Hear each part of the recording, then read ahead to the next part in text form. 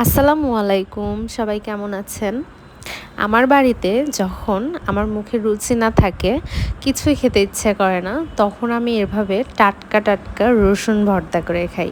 এখানে আমি নিয়ে নিয়েছি দেশি রসুন। তবে আপনারা চেষ্টা করবেন হাইব্রিড যে ইন্ডিয়ান রসুনটা পাওয়া যায় বড় সেটা নেওয়ার। এখানে আমি রসুনগুলো নিয়েছি আর খোসা ছাড়াইনি, শুধুমাত্র এটা কোয়া থেকে আলাদা করে নিয়েছি।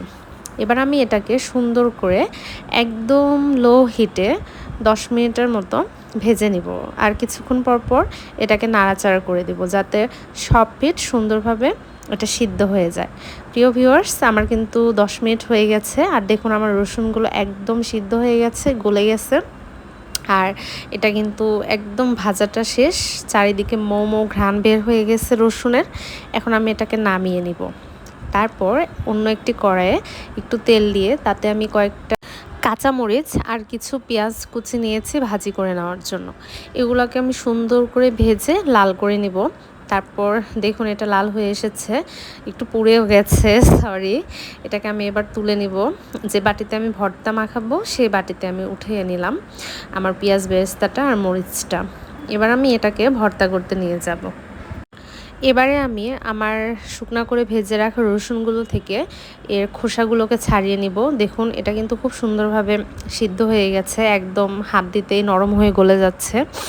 আমার এক হাতে মোবাইল ছিল, তাই আমি এক হাত দিয়ে কষ্ট করে ছিলতেছিলাম।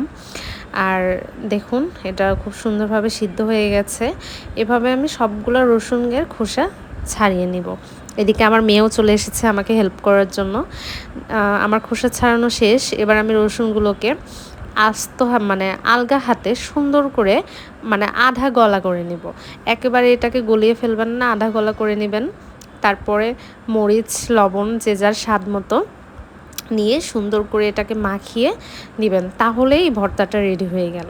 আর আমার কিন্তু মানে যখন করেছি ভর্তাটা তখন তো আমি খেয়েছি অনেক ভাত, এখন ভিডিওতে মানে কণ্ঠ দেওয়ার সময়ও আমার খেতে ইচ্ছে করছে। আর এই ভর্তাটা কিন্তু খেতে একদম মাছের মতো লাগে, মাছ ভর্তার মতো। সবাই ট্রাই করবেন বাসায়। ধন্যবাদ সবাইকে, দেখা হবে পরে আবার অন্য কোনো ভিডিওতে। সবাই আমার চ্যানেলে সাবস্ক্রাইব করে পাশে থাকবেন।